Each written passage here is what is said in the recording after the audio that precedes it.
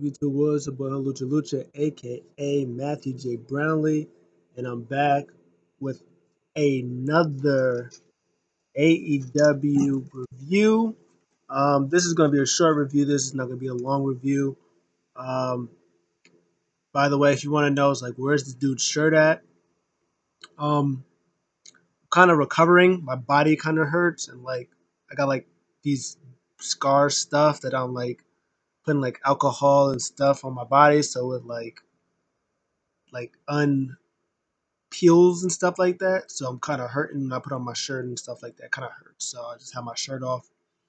Uh, Gotta always show off the haircut life that I got. Got a fresh cut, looking different, looking good out here in the streets. But make sure you like, comment, subscribe, and we're gonna get into this.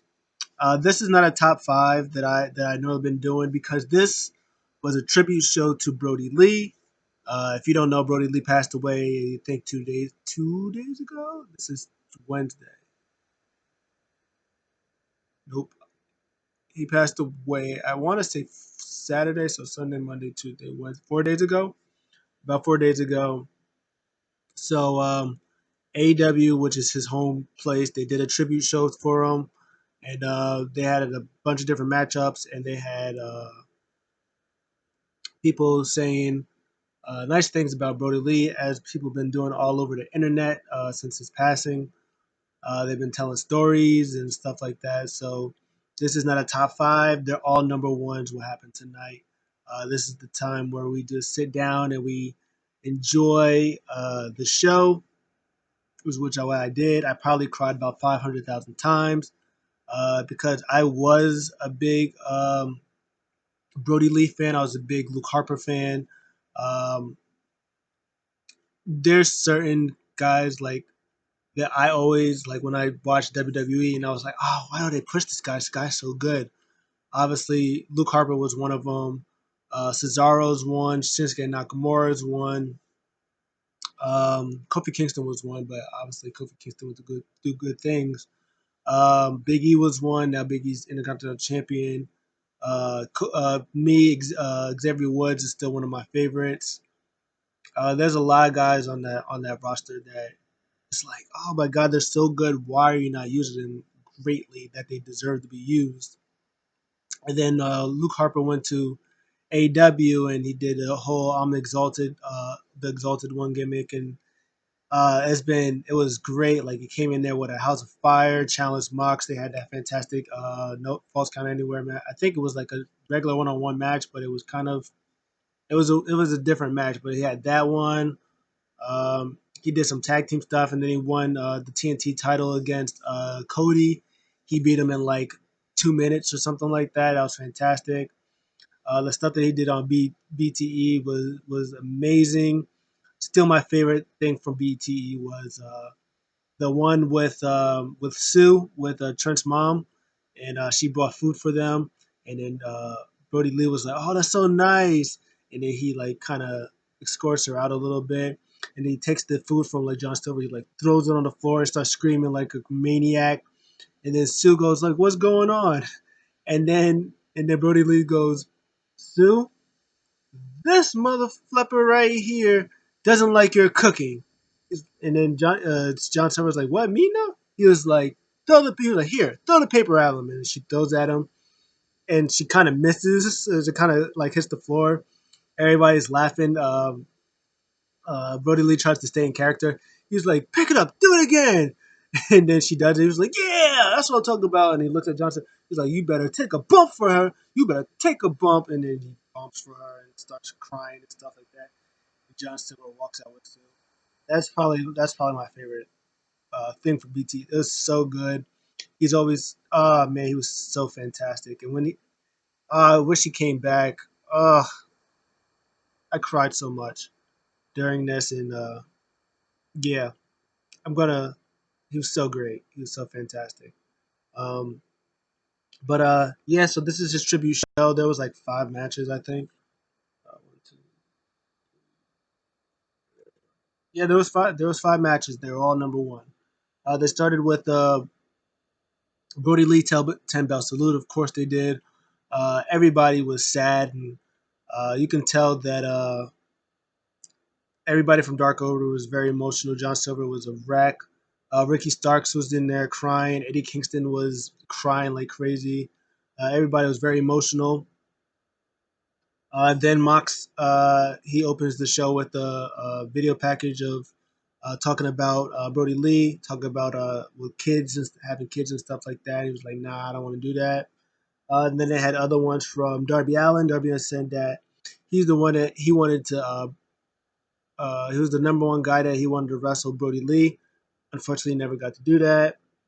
I put Arn Anderson, Dax, Cole Cabana, Eddie Guerrero, Eddie Kingston, and Chris Jericho. They all did their remembrance of Brody Lee. I think Anna Jay did one as well, but I don't know if it was on there or if it was on like social media or something like that.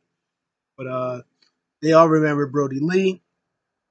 First match, Hardy Party versus the Young Bucks and Colt Cabana. Of course, very heavy. Let's just put it out there. Dark Order won everything, and as they should. They deserve to win everything because obvious reasons that they won everything. But what the good thing about the show was, even though that of course Dark Order is going to win everything because Brody Lee, Dark Order leader, obviously, right? The good thing is like they still had their little stories going in between the shows. It was like yes, it was a because at the end of the day, it's still a wrestling show. They still have to get their stories in, and they did get their stories in there while they did it, while also honoring Coke Banner, while also honoring Brody Lee, which was fantastic. But yeah, good opening match, fast paced match. You know, the Young Bucks like to work that. You know, they like to get the crowd going with the no selling type stuff. You know, it is what it is at this point with them. But you know, they got their stuff in. Colt Cabana got his stuff in. Eddie Kingston, of course, said, "Hey," he turned everything off. He was like, "Yo, Brody Lee, I love you, man." It's like I'm going to miss you. Everybody clapped for him. It's like, all right, now that I got that over with, uh, you guys would be nothing. The Dark Order would be nothing without Brody Lee. And he does it. As soon as the bell rang, boom, big boot from Evil Udo to him, and it went all crazy. Uh, yeah. Oh, I mean, yeah. No, that's not what happened. Wrong thing.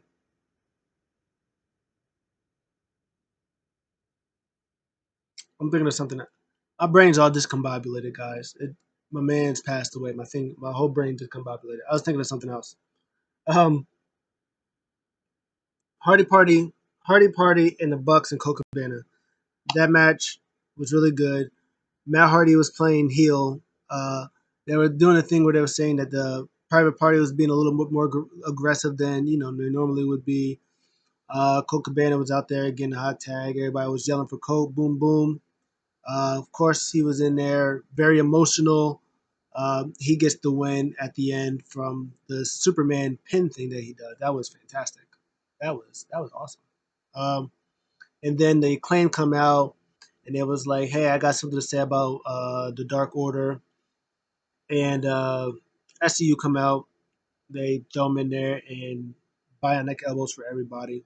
So fantastic. Next match is what I was thinking. I don't know what I was thinking, but next match is Eddie Kingston with the family versus Lance Archer, Evil Uno, and Stu Grayson. My boy Lance Archer was out here with Luke Harper gimmick, his Luke Harper gimmick, out here looking like a beast gangster. He was fantastic. Now this is the part where Eddie Kingston comes out. He stops everything. He says, "Brody Lee, I love you." Now that I got that out the way, Dark Order would be nothing without him. And then bell rings. He turns around. Big boot from Evil Uno. Evil Uno was on fire in this match. Stu Grayson was, of course, on fire. But Lance Archer was out here, babyface Lance Archer. He was out there doing old school. He did like an old school, like Undertaker old school, but he ended up doing it with a backflip. He's out here doing frog splashes. Ah, magnificent. That was good stuff.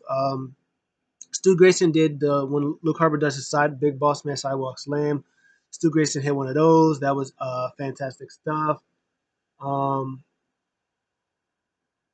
why did I put Eddie? Oh, I said Eddie because he did a promo package. He did one later, but I had his name up top with everybody else, and that's what Eddie came with. But yeah, this was this was fantastic. This was a fantastic match. Of course, everybody looked great. Lance Archer babyface, I love it. The Luke Harper gimmick that he did, I love this. Sidewalk Slam stuff, I loved it.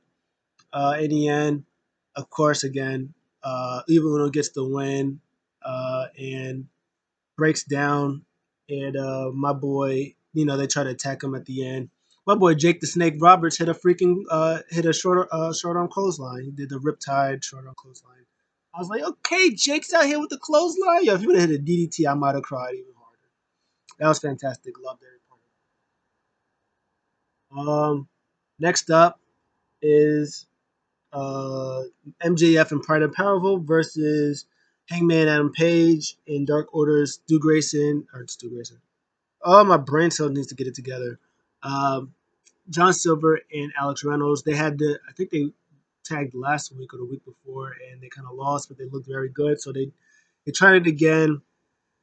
Uh, John Silver, of course, a mess. He's rocking the whole Brodie Lee outfit.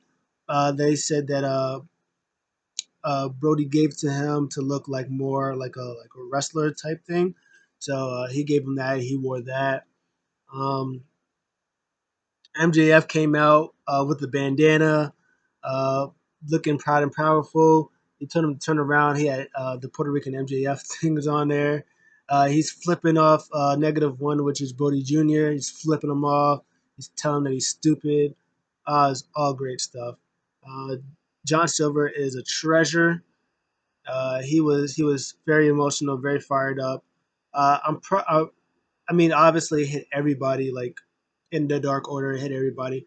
But man, I know it just like killed John Silver, man. I know the stuff that uh, the lessons that he taught him and the things that that he did, like those two, like the chemistry those two had together in that short 6 months that they did it, man. I know John Silver, man, and it proved to the end where, first of all, Big Eric, Big Eric Rowan as uh, Chris Jericho got excited. He was like, "It's Eric Rowan the Bludgeon Brothers," and it was like it's Big Red, Big Red, Big Red, Eric Rowan because that's WWE and we can't Big Big Red. He came out when Warlord tried to come in and do some crazy stuff. He came out. I was like, "Oh my god, I'm crying!" Yo, when he came out, like I was like tearing up, like doing my little tear. He came out. I just started crying. I cried. I don't even care. I started crying. Eric Rowan came out. Hit him with a clothesline, choke slam. They start fighting out the ring. Um, Hangman Page does buckshot lariat, he's knocking people out, and then of course to end it all, John Silver just gets clothesline to Ortiz, who gives him the middle finger. One, two, three. Of course, right after the three, John Silver just starts break down. He just breaks down and cries next to Ortiz, and he was there for a minute. Like even after everybody like celebrated, they like celebrated. Like he was still there on the floor. Eric Rowan came out, pat him on the back, of course, and he was still crying. He lifted him up, and he had the sign said, I think it was like "Gone but never forgotten. See you down the road" or something like that. And then Eric Rowan started crying, and I started crying again. I was like, "Oh my goodness, I can't do this. I can't take any of this." That was a fantastic moment. Um, yeah, that was all fantastic. Oh, I also should mention that during like that the beginning of the segment, they had the newspaper stuff that Brody Lee used to do, and he used to throw it at people. That got a huge pop when they was throwing it at Silver and Reynolds was throwing it at Bright and Powerful, and then they did the thing with Hangman Page. They showed that chemistry, and then Hangman Page out of nowhere he had it. He popped MJF in the face with it. So that was fantastic stuff. I loved it. Oh man, I just fantastic. Um, Next, tag team match for the women's: Anna Jay, Ty Conti versus Britt Baker, Penelope Ford. Again, of course, emotional 99. She's very emotional. She's oh, I keep forgetting. I was just so emotional. I keep forgetting. MJF gave the kid a middle finger, -1. The little kid, Brody Jr., the middle finger. The kid popped him in the head with a candlestick. It was great. So that's going to be a feud in 10 years. MJF versus Brody Jr. for the real TNT Championship. We'll talk about that in a second. But yeah, that match was great. This match was also fantastic. Anna Jay's gotten so smooth. Like, she's so young, but she's gotten so smooth in the ring. She did fantastic. Ty Conti with her jitsu, her background. I loved it. I loved every part of it. It was great. Um, of course, Britt Baker and Penelope Ford are the great heels for them. There was one little. We're not talking about anything bad. There's all great stuff. There was this one little weird spot that Rebel had. I think it was Anna Jay or somebody. I think it was Anna Jay or Conti or something like that. And I don't know. I think she wanted to do something where I guess Anna Jay was supposed, or not Anna Jay. Penelope Ford was trying to do a move, but Rebel was doing something weird. I don't know what was going on. It was kind of weird, but the match was still perfect. We don't care. The match was perfect. Uh, in the end, Anna Jay got a submission in on Britt Baker, had her tap out, and of course Dark Order wins again because of course they do, uh, and they deserve to win because they're the best. Long live the Dark Order. Um, and then after that, of course, Tony Schiavone does an interview with Britt Baker, and uh, in a very clever way, Britt Baker goes, "You know what? This is rigged. This whole thing is a big rig because Brody's name was Big Rig, so she used the word rigged as as everything being pre-planned or pre-taped or rigged. He used it in honor for Brodie Lee. It was like, oh, this is just one big rig, huh? Like, she said, Ty Conti's a rig, Anna Jay's a rig. This whole show is just one big rig. Hilarious. And she said everybody's against her because everything's one big rig. I thought it was fantastic. And then, of course, again, like I said, with the stories that's still going on, Thunder Rosa came out. She attacked her. She beat her up. Rebel tried, I guess, to take her out, but like it wasn't working. And then referee stuff came and tried to take her out and beat her up. So that was great. Britt Baker, of course, she would be the one to do that. It was hilarious. One big rig. That's great. Then the main event, handpicked by Young -1. Uh, his favorite team, not Team Taz. His favorite team is not Team Taz. His favorite team is, well, his favorite wrestlers, I guess. His dream match. Um, Cody Rhodes, Orange Cassidy, and Number 10, which is cool. Um, in the main event, 10 looked like an absolute star, hitting the great big moves. I like the thing with Orange Cassidy and Will Hobbs. I like their thing.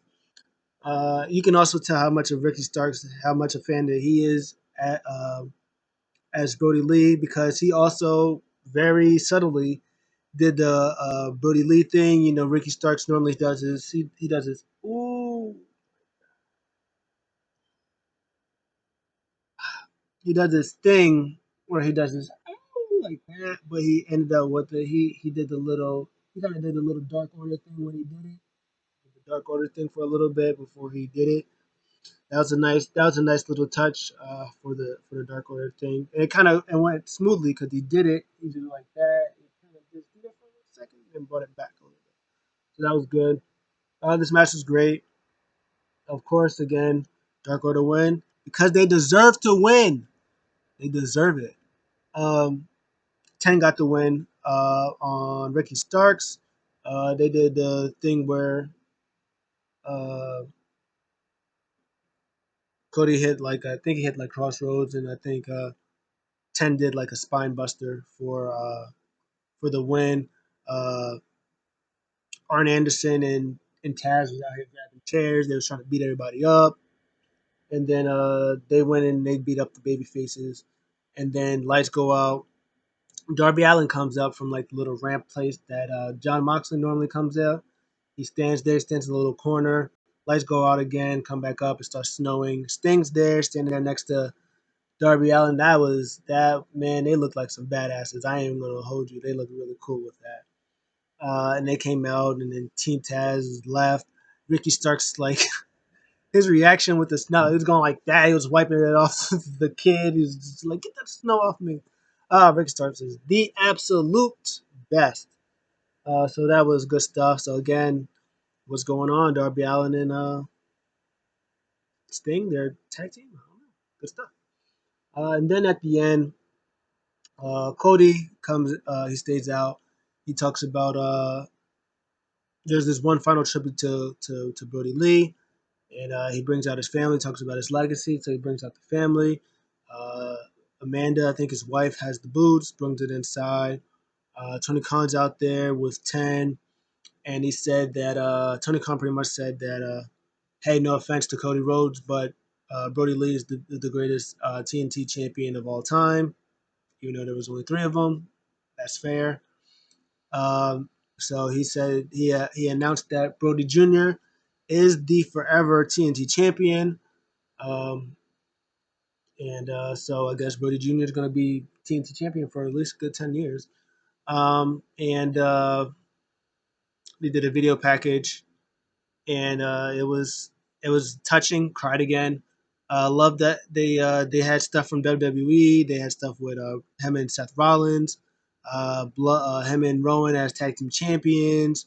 I think they had stuff with him and Orton, him and Matt Cardona. Becky Lynch was in there. Bray Wyatt was in there. So I'm glad that they got to use some WWE stuff because the tag team titles, obviously, they showed the tag team titles, which was Brody Lee, or which was WWE stuff. Um, so that was all great that they got to do that. Um, Plus the stuff that he had with his family, which was a big theme that they said that above all else, Brody Lee was a family man. Like he always wanted, like after every taping, he just wanted to take, even if it was a little bit of time to get home to go to his family. He said they loved his family very much. Um, Again, that was the show. The show was perfect. A plus. I don't care. The show was perfect. Nothing wrong with the show. A little couple of things about the show that I didn't mention.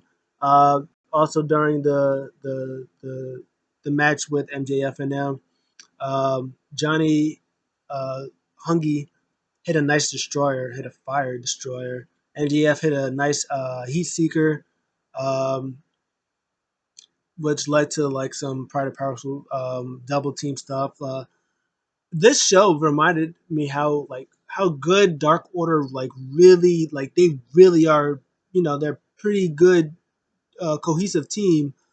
Unfortunately, you know without Brody Lee, it's not going to be the same. But like if they keep the ball rolling, like keep Dark Order babyface, because like there's no way they can be heels like now after this. You just convert them baby faces, and like the matches that like Stu Gracious and Evil Uno can have with one I saw with Butcher and the Blade would be great. Stuff with Alex and Silver and Reynolds with Pride and Powerful, like they can do some stuff. They can do some damage. Anna Jay can be smooth. Either her and Conti being like the tag team stuff, do some tag team stuff, or her being like the women's championship scene. Like Dark Order is like really good. Maybe they'll throw some 6-man tag team titles out there, and they'll be a big part of the 6-man stuff too. But yeah, man, Dark Order is like really like they showed that they really are good, and they really should be used more than a comedy act. Like they're funny, they're great, and stuff like that. But they can all wrestle, and like they can all compete at that high level with the top stars. And I hope that they uh, do that. from now on. Cause I'd love to see like Evil Uno and Stu Grayson mix it up with Pride and Powerful. Love to mix them up with the Young Bucks. I love John Silver and Alex Reynolds who mix up the Young Bucks, Pride and Powerful, puts in a Blade, FTR, Jurassic. I mean, I would love to see them get more in the mix with the tag team scene and stuff like that because they're all fantastic. It's going to be interesting to see if they still try to recruit like now after this. Are they going to continue to try to recruit Hangman Page? Are they still going to try to recruit like go Dustin Rhodes or not? Like, or are they just going to stick to themselves and grow and grow from there? That will be the interesting stuff. But that was my Brody Lee 10 bell salute. Um, we all love Brody Lee. From the stories, there was not a single negative thing to be said. Brody Lee was an upstanding guy. He was a fantastic wrestler, so underrated. If you don't see any of his matches, like he doesn't have a lot of one on. Well, he has a good amount of one on one. His match with Kofi Kingston, that he had, his match with Dolph Ziggler at TLC was fantastic. He had a match with Randy Orton, which was really good. Some Wyatt Shield stuff, always fantastic. Wyatt's New Day, SmackDown, I think was really good. Wyatt's uh, uh, uh, Usos, that's always good stuff. Of course, the dog collar match with Brody and Cody, that was really good. Um, the stuff where he was when he was TNT champion, he had some good TNT championship matches too. So yeah, check him out if you don't know who he is. If you are, continue to watch that man's work. The guy's fantastic. Hopefully, his memory live on forever. That's gonna do it for me. I'll see you guys in the next one for NXT that I'll be doing tomorrow.